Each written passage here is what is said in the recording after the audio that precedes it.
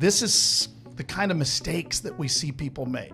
And in this particular case, it was choosing the wrong advisor for the wrong reason, right? Mm-hmm. Nothing bad about that advisor. It's not the right advisor for them. So that was a bad decision.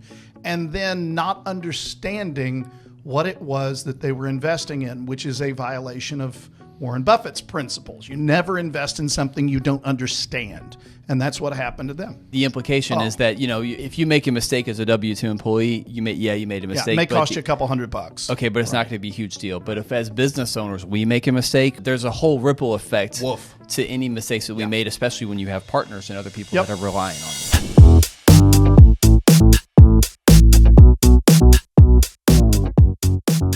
Welcome back.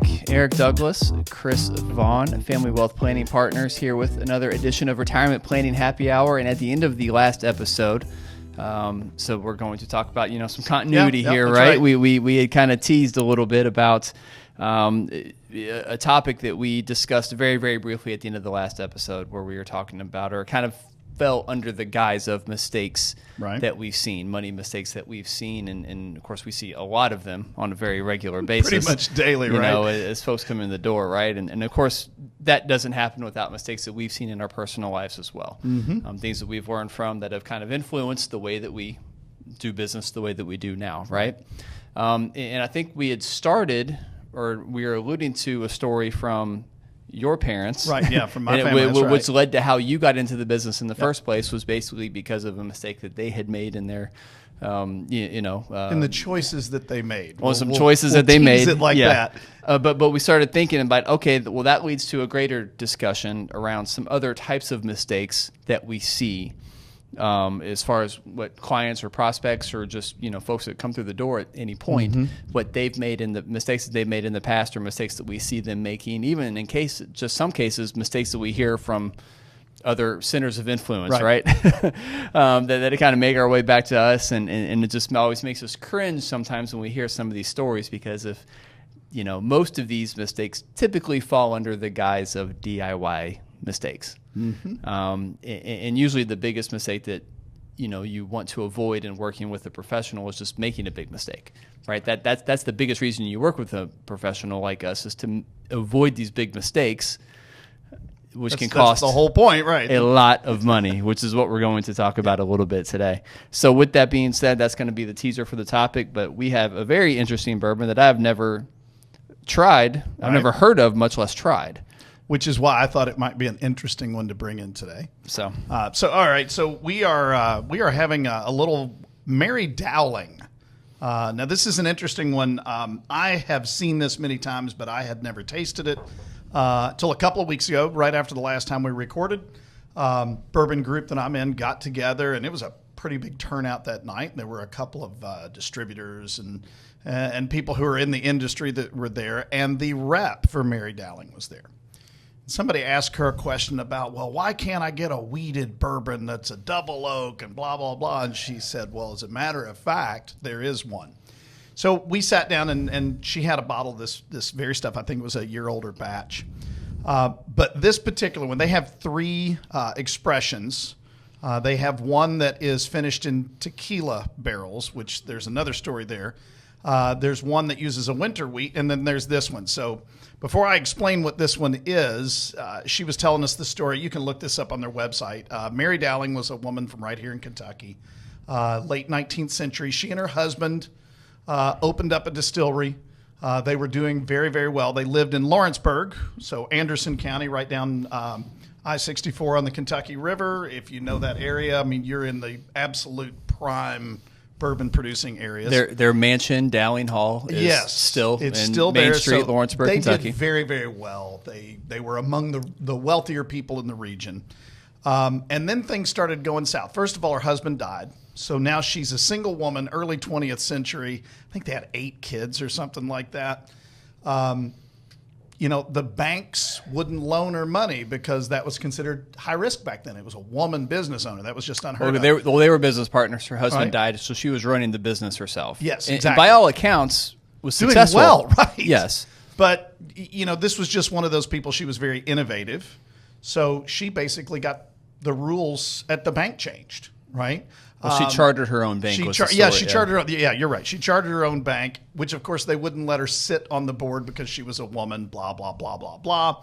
All right. Then along comes Prohibition, and she got arrested for bootlegging.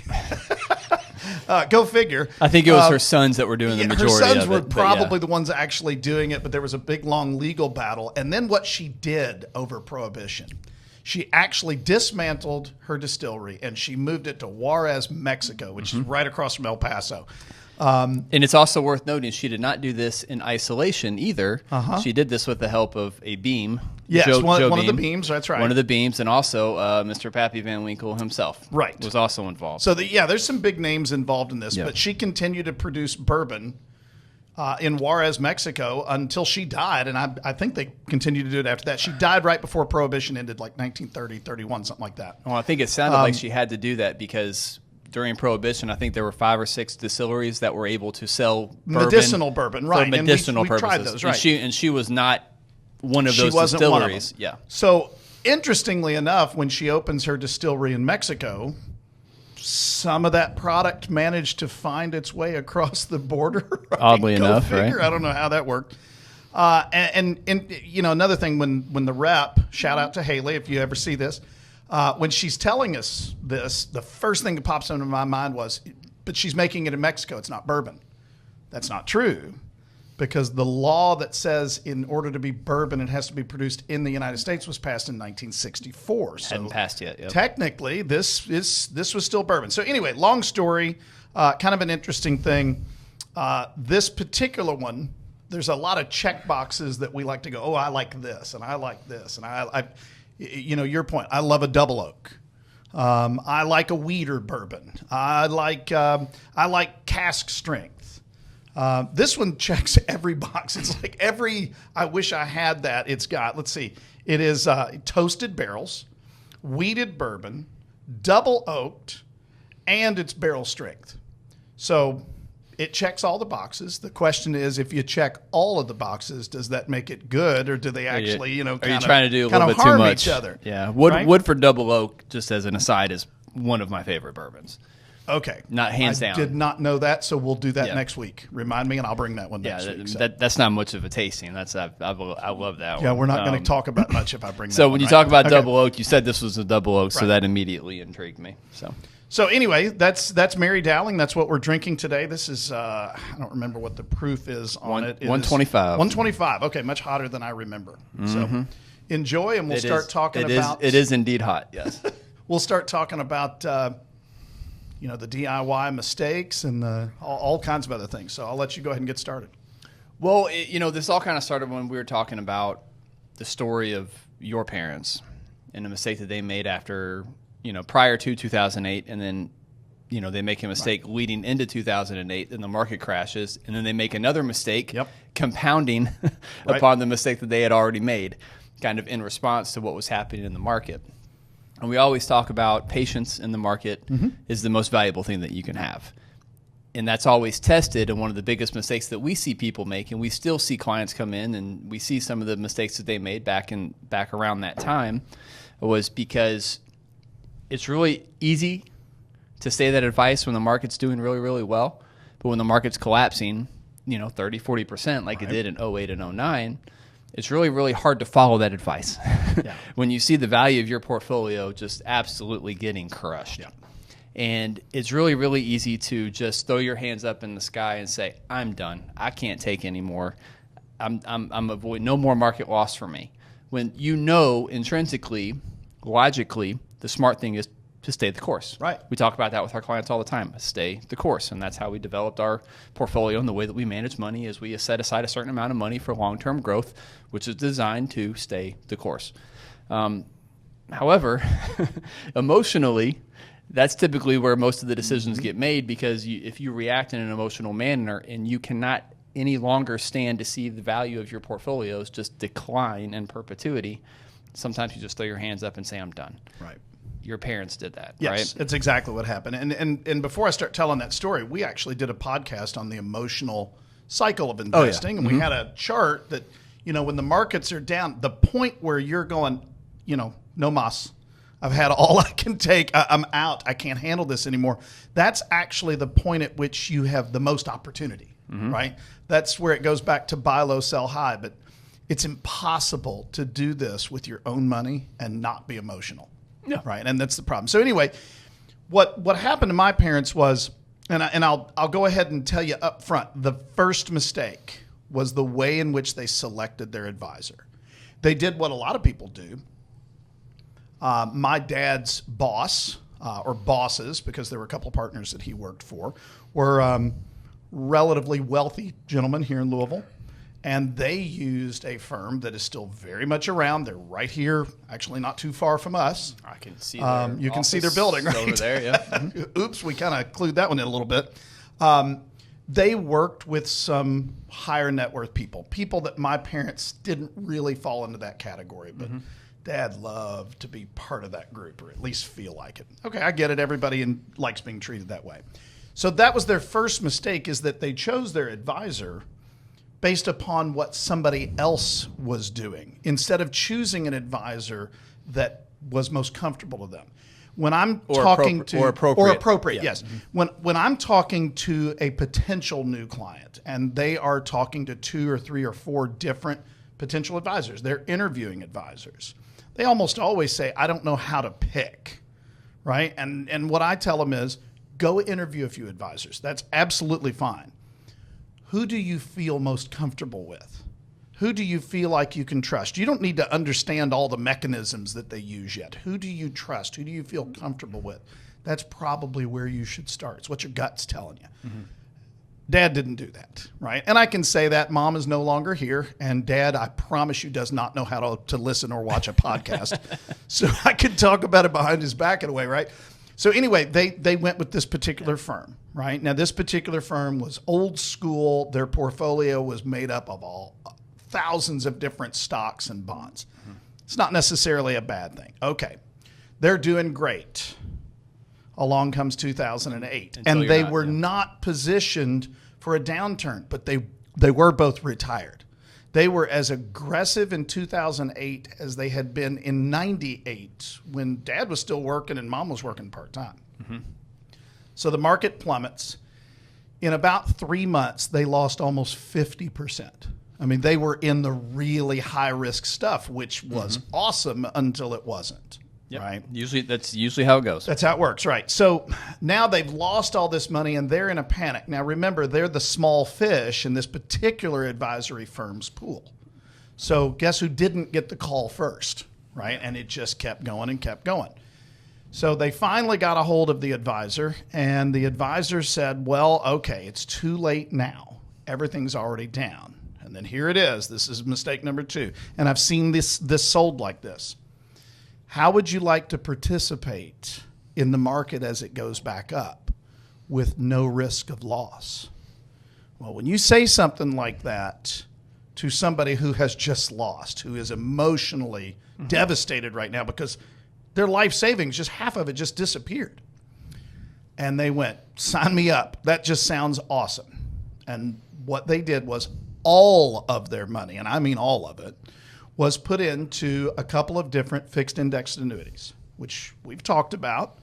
FIAs are great. We use them all the time if they're used correctly. It's like any other tool. As a tool in the toolbox. Right. If you use it correctly, that's the ideal tool for the job, but used incorrectly, it's dangerous, right? And that's what happened here.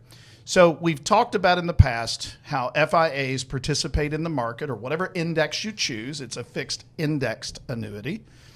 And then it credits based on how it's doing. But there's a downside protection to them, right? So that if the market goes down, you don't lose anything.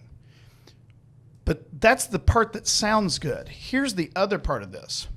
This was a 10-year product. So this was beginning of 2009 when this happened. So we had to wait until 2019 before we could fix it, right, without taking penalties. It was a bonus annuity. So there's this neat little thing. Hey, if you put all of this money in, at the end of the 10 years, you're going to get a bonus. The bonus was $15,000. Well, they actually give you the bonus up front, but you're actually not vested. Right. You so don't you, get to keep it so if you you don't get out. actually get to keep it. But So they're seeing this $15,000 going, oh, we can't get out of that. We got to get our $15,000. But the cap, and it was a permanent cap, which you see that in bonus annuities sometimes. The cap rate on the S&P 500 was 4%. They could never do better than 4%. And we were talking to somebody just yesterday. What's the average return for the S&P 500? just under 10%, about Yeah. 9.7. Exactly. So year after year after year, they're getting much, much less return, less than half of the average. Especially when you see what the S&P 500 did after Gosh, 2009. Yes, exactly. So if they had just stayed where they were, they would have been infinitely better off than where Dad is today, because they made a poor choice on their advisor. Not that the advisor is bad. That's not what I'm trying to say. He wasn't the right advisor for them. Mm-hmm. And then they made another bad decision, which, and you were kind of prefacing this, that's what got me in the business. I watched all this from the sidelines, having thought about getting into this business for years. And that was when things started turning in my mind, going, I can never watch this happen to somebody else again and be powerless to do anything about it. So that was what got me into this business. But that was the story from actually 2 weeks ago, because we were both on vacation last week. That was the story of, this is the kind of mistakes that we see people make. And in this particular case, it was choosing the wrong advisor for the wrong reason, right? Mm-hmm. Nothing bad about that advisor. It's not the right advisor for them. So that was a bad decision. And then not understanding what it was that they were investing in, which is a violation of Warren Buffett's principles. You never invest in something you don't understand. And that's what happened to them. Mm-hmm. And they probably weren't properly educated, given the portfolio that they were in, that sometimes the best advice is to do nothing. Right. And sometimes that's the hardest advice to listen to, because, and you hear it all the time in politics. And this is one of the things, whenever you hear a politician say this, that we have to do something. Oh, I hate it when they say that. Just run. Just turn around. Because what they're doing, do something. That's because they're acting on your emotions, and they want you to make an emotional decision, when really the best course of action is to do nothing and let things proceed and let things sort themselves out. But, politicians never let a crisis go to waste. In this case, the firm that your parents were working with did the same. Yep. And really, and I'll even be somewhat defensive of the firm. I'm really not, but to give them the benefit of the doubt, so to speak, they never should have done what they did. But at the end of the day, they listened to what their client said that they wanted. Yep. Instead of doing what they should have done, which was educating the client on what the client needed. The clients were wanting to make an emotional decision. In this case, the clients were your parents. They were acting emotionally, and they wanted to make an emotional decision, when someone should have stepped up, their advisor, and said, I understand you. I hear you. I understand why you want to make that decision and why it feels good. However, this is probably what's in your best interests. Right. And that's where an education and understanding the client's position and really doing what's best for the client and putting their best interests first, that did not happen in this situation. That's exactly But they did listen to their client, and from a compliance standpoint, they can always mark that up and say, hey, this is what the client wanted. That's what they wanted. I did what they wanted me to do. Mm-hmm. That's and quite honestly, I'll toot our own horns for a minute. When the four of us that partnered in this firm, when we got together, one of our philosophies was, we're not necessarily going to do what somebody tells us to do. We're going to do what's in their best interest no matter what, right? That philosophy. And you know what? I've had a lot of clients come back and go, I'm so glad we did this instead of that thing I originally asked you for. And I know you had those things too. Well, it's a good screen too when prospects come in and wanting something specifically. Yeah. And it's kind of like, that's not what we do. And at the end of the day, that screening on our end, that screening has gotten a little bit more robust as we've gotten a little bit bigger, to be fair. But when you think about some of the clients that maybe I brought on or we brought on collectively, when we first started out, when we weren't the size that we are today, right. The worst clients are, you see the red flags, but you take them on anyway, even though you know that these probably are not going to be the best fits for what we do. 100% that pretty much always turns out to be the case. Yeah. So we do a much better job now of screening clients before they become clients than we probably ever did before. Mm-hmm. And in this case, maybe They did not do that. But, that's neither here nor there. But all that to say, that was definitely a mistake, a couple mistakes that compounded upon each other. It's usually not the first mistake. And you see this is probably some kind of a life lesson too, right? It's usually not the first mistake that does you in. It's usually the response to the mistake and doubling down on the mistake or trying to justify the mistake or even just being, Is it wrong that Watergate just popped into my head? It wasn't the original burglary. It was the cover-up. It's not that the was crime. The problem, it's never the crime. It's the cover-up, Right. right? Yeah, of course, Watergate seems like kids play compared to what happens today, but that's another podcast episode. That'll be a fun. We should do that. Yeah. So we're gonna need a few more bottles of these. But yeah, I mean, usually it's the mistake after the mistake that doubles down and makes the original mistake worse. Yeah. When sometimes the best thing to do is, I screwed up. I made a mistake. Shouldn't have done that. Let's fix what I did and not do it again and move forward. And that's really, really hard to do. That's actually an interesting transition because one of the things that I was thinking about, I think you just put it there. There are two things that I think tend to get people in trouble: pride and ignorance. So when I say pride, it's like, well, this is what we did. We made this decision. And instead of pivoting, instead of going, whoops, we screwed up and taking that humble pill and changing, you continue on with the same mistake and you amplify the problem. And then ignorance, and when I say ignorance, I don't mean, stupid people. I mean, actually, you're not knowledgeable of a particular subject. And You'd be amazed how the smartest people tend to be the most ignorant. Well, and that's actually kind of where I was going with this, kind of pivoting back to talking about some of the mistakes that we see people make, especially in the DIY world, but also, we're big advocates for using professionals to do things for you. But how you select that professional, the way that my parents picked the wrong firm, that's another one. I'll give you an example. I remember having a conversation years ago with somebody. I don't remember where we were. We were in a store somewhere, and we were talking to the guy that owned it. And it was just a conversational thing about their products. And the guy asked me what I did, and I said, well, I'm a financial planner. And he goes, oh, well, my accountant is my financial planner. And it's like, okay. Full disclosure, you and I both use the same CPA. He's awesome. I love him, right? He does really, really good work.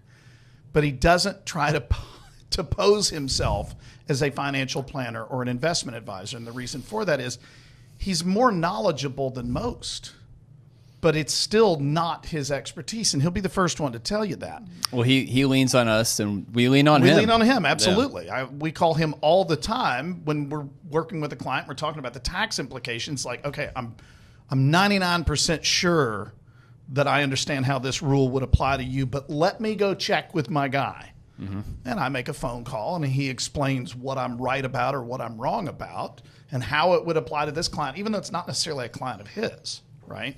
But it's that ignorance of you don't know what you don't know. And there are some professions out there, I'm going to throw some people under the bus here. Do it. Who are notorious for not knowing what they don't know. And we'll kind of lean into it so the listeners might be able to think of a few off the top of their head. I can give you three. So think about professions where you require a high level of formal education, or even if it's not a high level of formal education, it's a high level of intelligence to get through that education. So the ones that pop into my mind: physicians, attorneys, and engineers. Those were the exact same 3 hours. Yep. And I've got all three as clients. We did not talk about this beforehand either. No, we didn't. I've got all three as clients. I know you have all three as clients, and I've got some great clients that fall into those three categories. And we are definitely stereotyping. Yeah, sure we are. But there is sometimes there's truth in stereotypes. Right? I have one in particular. She is a retired engineer. I've been working with this particular lady for years and years, and I tell people all the time before they meet her, and you know who I'm talking about. When you meet her, you need to understand she is the smartest person in the room. Now, I'm not saying she thinks she's the smartest person in the room. She's not arrogant in any stretch. She's actually very humble. She is actually the smartest person in the room. She is a brilliant woman, but she is knowledgeable enough and wise enough to know she doesn't know everything. So she recognizes that. Unfortunately, there's a lot of people in that profession that don't. I'll give you a great story. This came in earlier this week from that same CPA. He calls us with what he calls what the stories, right? So this particular one, and I'm probably going to screw this up a little bit, so forgive me, but he was talking about a gentleman that he met this past week that was an engineer and was a DIY guy because he knew everything he needed to know. Mm-hmm. And he wasn't just a DIY guy with investments. He was a DIY guy with everything, okay? At least two major things that we know of. So what he did was he had about $400,000 in a Roth 401k. Now, number one, good for him. Mm-hmm. You got a chunk of money that you're never going to have to pay taxes on unless you do what he did. Right? So anyway, don't screw up a good thing. He decided that he was, so I don't know this guy. I don't even know whether he's local or not. But he decided that he was going to roll this money over into his IRA. Okay, perfectly legitimate thing to do. We recommend that all the time, assuming that you're, eligible for that. But he did it himself. Now, this was back in 2021, and that's important here, right? Mm-hmm. So he did his investing through TD Ameritrade, right? Okay, that was a major player back then. And he rolled his $400,000 into his IRA. Notice, I didn't say that he rolled it into his Roth IRA. He rolled it into his regular IRA. Okay, mistake number one. Now, I'm sure he didn't intend to do that, right? The guy's not a moron. He recognizes Roth is Roth, I would assume. But he didn't recognize that he pulled the wrong trigger right when he was recording this, okay? And the people that are at TD Ameritrade or Fidelity or Schwab or Vanguard or any of the other companies that you can go do business with, it's not their job to monitor you. Well, they're customer service agents. Correct. Yes. So there's nobody checking to make sure that he did it right. Okay, mistake number one. So number one, he's created a problem by putting Roth money into traditional account. Mm-hmm. Okay, so there's mistake number one. Mistake number two, he didn't roll it over.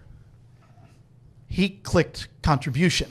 Oh, now, contribution and rollover may mean nothing to people who are not in our industry, but those are very specific terms, right? Mm-hmm. Contribution is limited to $7,000 a year or $8,000 if you're over age 50. Well, he contributed on accident $400,000. Just a tad above the contribution Just a bit over. limits. Now, here's the part. I did not know. So our mutual friend was telling me this story. He said, do you know what the tax penalty is for that? I said, I have no idea. And he said, it's 6%. So I'm doing the math real quick. I wouldn't even know because no one ever makes that. I've never seen this one, right? Yeah. 6%. So 6% of $400,000 is about $24,000 if I'm doing my math right. Uh-huh. And then he says to me, oh, by the way, that's per year. I said, wait a minute. So he had a $24,000 penalty. And then the next year, because he didn't fix it, he had another $24,000 penalty. He said, correct. Plus the growth of the market. What did the market do in 2021? Oh. It was up. Oh, right? God. So this is just getting worse. Man. All right. So now, mistake number 3, if I'm doing my math right, there's so many here. He's doing his taxes on TurboTax because, anybody can do their own taxes, right? No, they can't. Please don't try that. Anyway, so he did recognize, TurboTax has this feature where if you got a problem, you can contact a live accountant and they will walk you through it. Well, that sounds pretty attractive. So he calls their service when he realizes that he owes $24,000, right? And they say, yeah. That sucks. This is, you owe that. What they're not seeing the fact that it was coded incorrectly and that could have been fixed, right? It would have been a little bit of a problem to get through all this, but this is fixable for a minimal amount of pain, right? Mm-hmm. Slap on the wrist and you go, okay, I won't make that mistake again. But that's not what they told him because they don't know the whole picture, right? They told him, yes, this was a mistake. You have to pay that tax. So he did. But then he didn't resolve the problem because nobody told him that he was supposed to resolve it. And the next year he gets hit with the tax again. So he calls them. What'd I do? You have to pay it. right? So this went on from 2021 through this year. And he finally wises up and he hires a CPA, our mutual friend, who says, yeah, this needs to be fixed. Now, first of all, fixing it is going to be more difficult because, as you are aware, TD Ameritrade no longer exists. It was purchased by Charles Schwab several years ago, and I believe it was the beginning of last year. Correct me if I'm wrong. They actually changed all of the old TD Ameritrade account numbers to Schwab account numbers, which is a different sequencing. Yeah, for a while they had left TD Ameritrade during the transition process. They had left it as a separate entity. Right. But they finally got them all after. This was actually well after the transition had taken place, and they finally got everything integrated, and so there's no more TD. They gave it time so that people could get this kind of stuff resolved. Mm-hmm. But now we've got an additional layer of problems, right? So he says, well, can you go back and fix all this? Well, the answer is no. As it turns out, there's a 3-year look back there. You can go back and fix it. He's got 2 of those years he can't go back to fix, if I remember the story correctly. $48,000-ish that he paid in penalties, because he made a series of mistakes, any one of which a good CPA, good financial planner would have these are no-brainers from our perspective. But that's kind of the point. This is a highly educated, most likely, he's an engineer. There's a pretty good chance he has at least a master's degree, right? Highly educated, probably very intelligent person, but not knowledgeable of the field that he was working in. So, that's a long, long story right there. But the moral of that story is the mistakes that people are making is you are ignorant of the way that this works because it's not what you do all the time. And then for some people, your pride gets in the way and you don't want to go get somebody and say, hey, I screwed up. Can you fix this for me? Well, you see that a lot with smart people because they are smart. Admittedly, they're very, a lot of smart people are smart, and a lot of them understand that they're pretty smart, right? And they think whatever that they're smart about or whatever kind of lane that they're in as far as their profession is concerned, that their intelligence level in that lane will translate to other sectors of the universe. And that's not always the case. One thing I'm very well aware of, and to your point, we're talking about our accountant, I don't do my own taxes because I don't want... You're smart enough not to. I'm smart enough to know that, 1, I don't want to do them. Right. And 2, I'm smart enough to know I'd probably screw something up. And given where we're at now with our company, if we screw something up, it's going to have... a ripple effect. There's going to be a ripple effect, and I can't afford to make a big screw up. So I'm happy to pay a few extra bucks to a professional to make sure that it's done correctly. There's and I tell this story a lot. I went to a class that an advisor was teaching in another state several years back. I paid a lot of money to go learn from somebody who had been much more successful and had been doing it a lot longer than I had. And there were a lot of great takeaways from that class. She is now retired, and she's younger than I am. So she's pretty good at what she does, obviously. But one of the big takeaways, and she there were several of us in the class, and she said, how many of you like to do things around the house or, personally because you're handy or because you're trying to save a few bucks? Well, I'm raising my hand because I grew up in a household where we were taught to be handy, right? I'm actually pretty good at fixing things and all that kind of stuff. For sure. And she said, okay, I want you to think about something, Back when I couldn't afford to pay a professional. And by the way, I got to where I am to a point because I didn't pay other people to do it. I did my own taxes for 15, 20 years, right? I have a degree in accounting. In theory, I should be good at this. But what I didn't know is what I didn't know. But when you're a W-2 employee, though, the risk of screwing something up on your taxes is far greater than when you're a business owner. You mean far less than when you're a business owner? Correct. I'm sorry. Yeah. Yes. So the implication is that if you make a mistake as a W-2 employee, you made a mistake. It may cost you a couple $100. Okay, but it's not going to be a huge deal. But if as business owners we make a mistake, we can. There's a whole ripple effect to any mistakes that we made, especially when you have partners and other people that are relying on you. Yep, that's exactly right. So anyway, her lesson was, if you're going to do it yourself, how much money are you going to save by doing it yourself? Right? If you pay somebody else say $1,000 to do a task.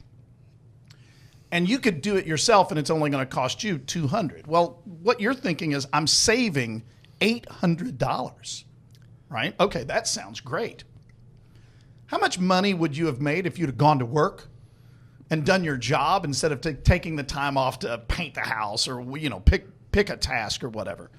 And her advice was, if you could have made $100 in that time frame, well, that it makes a lot of sense to go ahead and do the DIY project because it saves you money. On the other hand, if you would have made $1,000, right? I saved $800 by doing it myself, but I could have made $1,000 if I just simply gone to work over whatever that time frame is. Oh, and by the way, the person or the team of people that you're hiring are much better at it than you are, so they're going to do a better job. They're probably insured, hopefully. Whoever you're getting to do the project is insured. So if they screw it up, they're going to have to pay for it. Whereas if you do it yourself and you screw it up, now you got to fix the screw up. And I'm thinking about like home repairs is what pops into my mind. So the $1,000 project just became a $3,000 project because of fixing your repairs. But think about it in the aspect of your finances or your taxes or all that. Those kind of mistakes. The example that we were just talking about, that was a $48,000 mistake, not to mention all the time and headache that went into it. For all I know, the stress of this whole thing took a year off this guy's life. We just don't know. That's not something that's quantifiable. It's interesting as we're sitting here talking, I was just sitting here thinking about the kind of clients that I have found to be the most difficult to bring on as clients. Mm-hmm. Probably the most skeptical of utilizing or hiring someone or outsourcing, not necessarily just financial advisory services, financial planning services, but just kind of anything in general, right? And this is going to go maybe a little bit off course from what we're talking about, but it definitely relates. But when we bring on new clients, when we have prospects walk in the door, we don't really have much trouble. Clients that are $5-6 million. Yeah. They're actually, I don't want to say they're easy to bring on board as clients, but they're easy to explain things but to. But they also, but it's funny because when you have someone who's very rich, they understand that they're usually smart enough to know that probably they came from some level of money. They didn't do this, and maybe their parents had someone, and they understand that they need to have someone, and it's actually very easy for them to siphon off and pay someone to take care of some other aspect because they understand that the value of their time, and they're happy to pay someone to take something off of their plate. Someone who's, probably 1.5 to 2 million and under, they understand that, okay, I've done pretty well, but I don't think I necessarily have enough, and I definitely need some help, and they're happy to pay a service. Yep. It's usually those folks that are kind of in between that $2 to maybe $4 million range. And once again, I'm probably stereotyping a little bit, but generally speaking, all stereotypes are based on some level of truth, right? Yeah, but generally speaking, though, when you get to that level, you're clearly successful. You've clearly done clearly done well, and you're probably very smart. In whatever capacity that may be, whatever profession that you're in, you've clearly done well. You've done a good job of kind of doing the basics, saving money, staying the course, whatever the case may be. Mm-hmm. Those are usually the clients because they're not extremely rich, but they're well off. And those are usually the clients. It's interesting because they're probably some of the smartest clients out there because maybe they came from nothing and they made something of themselves. Exactly. And they probably have an overinflated sense of their abilities. I don't need help in this lane. I can do it myself. I've always done it myself, and they equate accumulation, the skills that it takes to accumulate wealth and make money, as being the same as preserving wealth and managing money and in estate planning and doing all the other things that a planner does. Yeah. So it's interesting because it's when you're small or big, it's almost, those are usually the easiest clients to bring on board and convince, and talk to about our services and what it is that, someone that, it's not necessarily, once again, just us, but it's anyone that kind of needs any kind of services that they're going to any outsource. Kind of professional services. They're usually happy to outsource. It's kind of that middle upper middle class or lower upper class, that maybe that did it themselves and has done very well. Those are usually the hardest to convince. That what you're doing very well over here, but maybe over here you could use some help to get to the next level. No, it's just an interesting observation that I've had over the years. I think you're absolutely right. I think people do convolute, at least in our industry, they convolute accumulation and distribution as being the same thing because they're not. And I've heard you say this in front of workshops and things many, many times. When it comes to accumulation, really the key here is save consistently, invest it, and leave it alone, right? And over the last 17 years, if you've done that, 16 years, if you've done that, nice nest egg, right? It's hard to screw that up over the last 16 years. And therein lies the problem because we had 2018 was a negative year. 2022 was obviously pretty bad. People think of 2020. Oh, that was horrible. The markets dropped 35% in a month. Yeah, but they went right back up. It was a bad 2 months. That one's an outlier because it was actually a positive year. Right? It was a very positive year.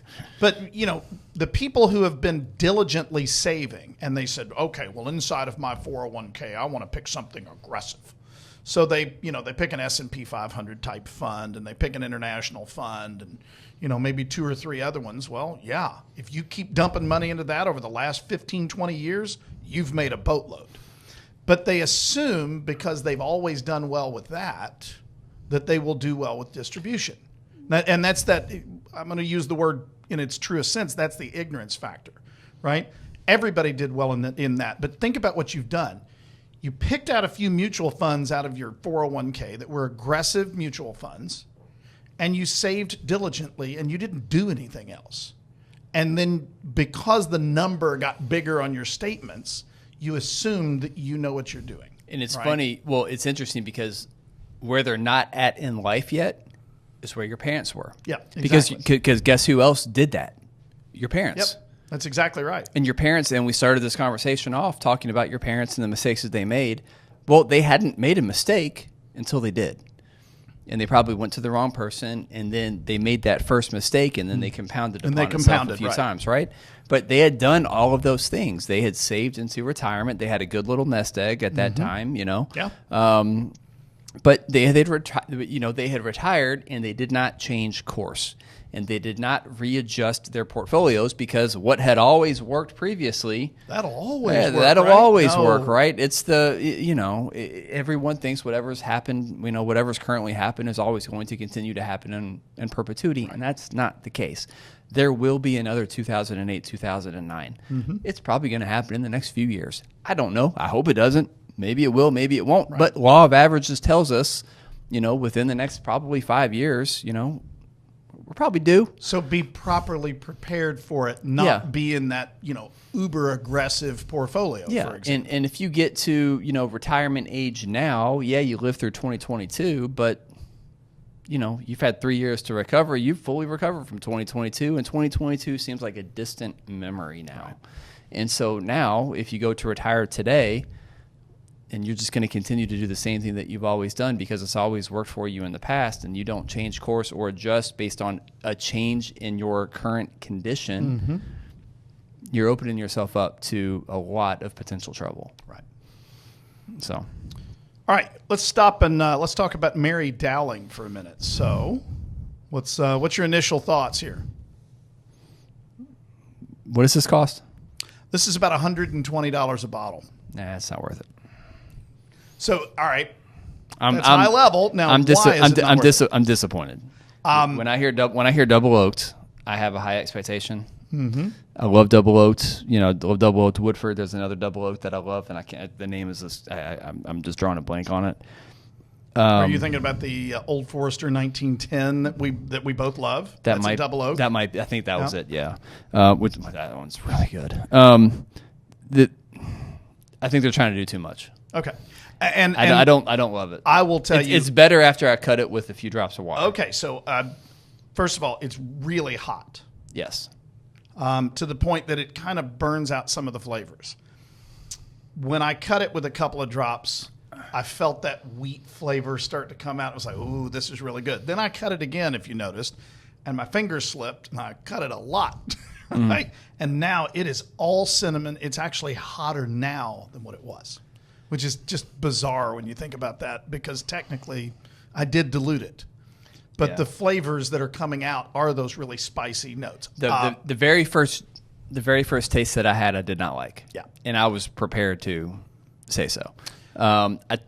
You take it. I guess I had to cover my palate, right? And I don't know. I'm not. You're far more advanced when it comes to this stuff. But I've been called a lot of things, but far more advanced is not one of them usually. You're a better drinker than I am, Chris. There you go. No, but it was. The first taste was not good. Okay. Subsequent taste got a little bit better as some of that heat came down a little bit. After I cut it, it got a little bit better.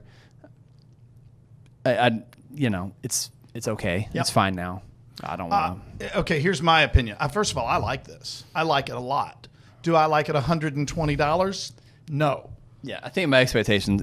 Life is all about expectations. Yeah. I think my expectations were probably I think you hit on something. You kind of stole my thunder a little bit. We talked at the beginning about how this checks all those boxes. Ooh, I like toasted bourbons. I like cast strength. I like double oaked. I like wheated. Well, they checked every single box, and quite frankly, I think they hurt each other by trying to do all of them. I think if you removed one of those, it might improve this. I don't know that, but that's my initial thought. Here's a general rule of thumb that I've noticed when it comes to bourbon. Celebrities, if there's a celebrity behind it, run. Don't waste your time. And the better we even did years ago. We did a celebrity bourbon on the previous version of this show. We've done a couple. Yeah. Okay. I was thinking in particular Blackened, which is the Metallica one. Yeah. And I don't know that there's a partner in this firm that's not a Metallica fan. I mean, we all love Metallica. Hey, there will be no Metallica. And that was one of the most disappointing things I've ever had, right? Yeah, to your point, if there's a celebrity on it, it's probably not good. That's a general rule of thumb. And you can probably take that across all other different types of spirits too. Yeah. There's one exception. If you're a tequila drinker, and I'm kind of becoming a little bit more if one. You're going to the one I'm thinking of. Well, it's Casamigos. Okay, that one I'm not familiar with. It's the George Clooney one. Okay. That one's actually really good. I've been wanting to try the Sammy Hagar one. I never have. I've not tried that one. I'm not a big tequila guy. I've not tried that one. Don't do the Rock one. The Terramana, that one's not that good. The Mark Wahlberg one is not that good. Okay. I forgot. You know what? I can think of a celebrity one that's actually good. Aviation Gin. Now, I'm not a gin drinker. Yeah, I'm not a gin by drinker, any stretch. Yeah. I do, in the middle of the summer when it's just sweltering hot and you're outside, like when you're playing golf, a gin and tonic is something I actually enjoy. It's not something I want very often. And I did try some Aviation Gin in that one time, and it was fantastic. So shout out to Deadpool. Because that's him, and his name just popped out of my head. Ryan Reynolds. Ryan Reynolds, thank you. I could hear his voice. That one's actually pretty good, but that's a $30 bottle. That's not one of these celebrities where you're paying $60, $70, $80, $200, $300 for their name. Low risk reward, yeah. Yeah. Well, so when it comes to celebrities, when it comes to story, when they're leading with the story. And there's a couple other bourbons that have led with the story. And this one has a great story. And this one has a really cool story with Mary Dowling, and I'd actually be kind of interested to hear maybe a little bit more about the story. We did one a while ago. It pained me to hate it. And I don't even know if I want to mention it, but it was a veteran. Yeah, I will say it because I remember talking about this one. It's as a veteran, this one hurt. It was Horse Soldier. Oh, that's the one exactly. And I really want that one to be good. The story on that one might be one of the best I've ever heard, and it wasn't very good. Yeah, it was. It is. It's okay. So usually when you have a drink that's leading with a story or leading with a celebrity endorsement. There's a reason why they're leading with their story or with their celebrity endorsement. So I will go on to this one. This is the one. The red label one is the one of the three expressions that they have that does have all the different boxes checked. I would like to try the one that they've got that is finished, and it's a high rye, right? So it's not the weeded mash bill. The tequila. It's finished in tequila barrels. I'd be interested in tasting that. I'm not going to go out and buy a bottle because I'm unlikely that I'm going to like it enough. But I would try the third one that they've got, and I'm assuming it's a lower proof. I don't remember off the top of my head. It is another wheated bourbon, but it's made with winter wheat. And if you know anything about winter wheat, it has a slightly different flavor. It's a very light flavor, like people who know anything about baking, and I've had these conversations with, both of my sisters are into that kind of stuff. One of the young ladies here in our office is really into baking, and they will tell you winter wheat is different than regular wheat. You get different flavors, tends to be sweeter, tends to be a little bit more mellow. I'd love to try that just to see. That would probably help a lot if they brought this, because this is barrel strength 125. I think if you brought this down to 100 to 110 proof, this might it be would probably really, be a really lot bourbon. better. And I might experiment with that with a friend of mine who is really good at figuring that out. Let's just take some water and cut it. We'll take a small sample and cut it down to, say, 105 to 110, and just see if we have a different product. And I will. I'll follow up and let everybody know. Well, I mean, after we cut this, it definitely improves the taste a little bit. Yeah, absolutely. But we have this conversation constantly. What's the bourbon worth, right? And once again, in this case, it's not worth the 120, 140. Right. The more I drink this, the more I like it. But I'm not liking it $120. 50 all day long, right? I'd buy this in a heartbeat at 50. 75 is starting to get probably too painful, right? Because I know there's stuff out there that I can get at that price that I'm going to like better. See, my baseline, and we've talked about this before, my baseline is that Old Forester's 1870 Whiskey Row Series. Mm-hmm. I know you like the 1910. I like the 1910. My favorite is the 1870, kind of the original. It is awfully good. And you can get really that. is. You can get that anywhere for $45-$50. Yep. And that's just a fantastic pour. Yep. And that's always my baseline. Yep. I can't disagree with that. And so I always compare. Okay, so I know Woodford Double Oaked. I'm a huge fan of Woodford Double Oaked. What are you going to get that for? 60? Yeah, I was going to say $55, 55 something like that. to $65. Yeah. Yeah, something like that, give or take. And so for me, that's a little bit better than the Old Forester 1870. I'm happy to pay a little bit of an extra premium for that. So those two tend to be my baseline. So I'm curious. Let's go down this rabbit hole a little bit. You mentioned that you love double oaks, right? I know that. And you were talking about the Woodford Double Oak, which is relatively easy to find, is one of your favorites, sure. right? The Old Forester 1910 is basically their version of the Double Oak, right? It was Brown Foreman. I love that one, right? Okay, so we did do the Old Forester 117 series that was the extra old. So that was the Olfo 1910 that was extra long age. It was 18 months, if I remember correctly. And I think you really liked that one, right? Yeah. Have you had the Woodford double oaked? No, I've not had that yet. You've never had that one. I saw it. I think that one might happen next week. Yeah. So yeah, I have no doubt that I will love it. You will absolutely love that one. Yeah. The biggest problem with that, okay, it's not cheap, but the biggest problem is actually it's hard to find. Yeah. I don't know that it's truly an allocated bourbon, but they're very intentionally trying to keep it rare enough that they keep that demand up. I think as the bourbon industry, or I shouldn't say the industry, as the bourbon demand slows around the country, and potentially around the world, I think you're going to start seeing it come down in price a little bit, maybe making a little bit more of it. And it might be cheaper in subsequent years, but the batch that they had this year, I have not heard anybody say that it was not good. And I'm talking about real snobs, right? I can tell you that it's pretty outstanding, so I'll make it a point to bring that one with me next week. Normally, just to let everybody know, I pick 2, 3, 4 bottles, and I bring them in, and then Eric says, I like that one the most interesting. I want to try that one. Well, I don't think I'm going to bring a second bottle next week. Well, you saw this. I saw this one. I'd never heard of this bottle. Right. I've never heard of this distillery, and it's amazing. Not that I'm the biggest. I'm not the bourbon snob by any means, but I've been drinking bourbon for a long time. I feel like I know most of the brands, or at least have seen most of the labels, at least at liquor stores and whatnot. I've never heard of this, so I was like, "Oh yeah, I want to try that." It's one of those. If you walk into a liquor store that has a fairly sizable selection of bourbons, right?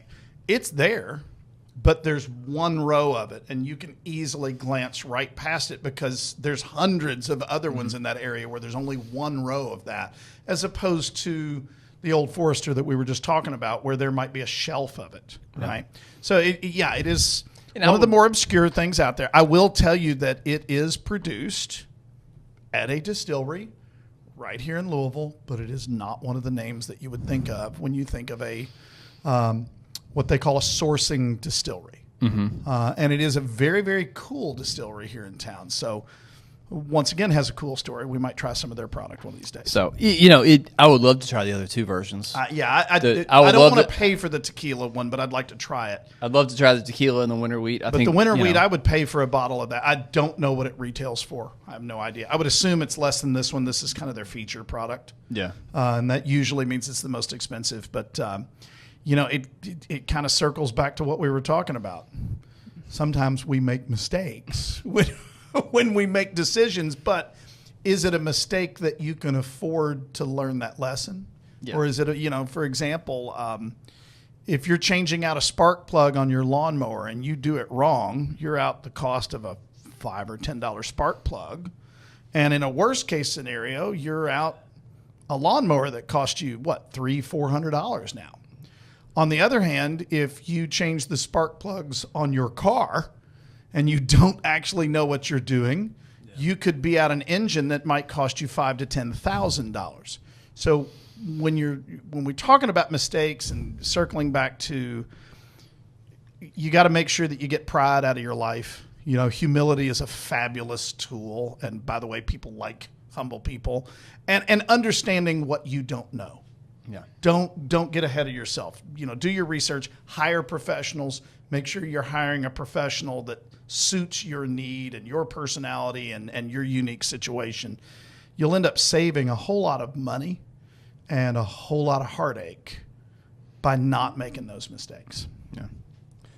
Probably a pretty good place. I think that's a good wrap up. Pretty good place to wrap up. You sum things up pretty well. So thanks for joining us. If you are watching on YouTube, hit the subscribe button. We would greatly appreciate it. If you're watching on or listening via podcast, please give us a rating and a review. We would greatly appreciate that as well. Share with any friends that you think might benefit from any of the nonsense that we're talking about here, whether they might like bourbon or they might have some interest in retirement planning. We would greatly appreciate it. Thanks for joining us. See you next week.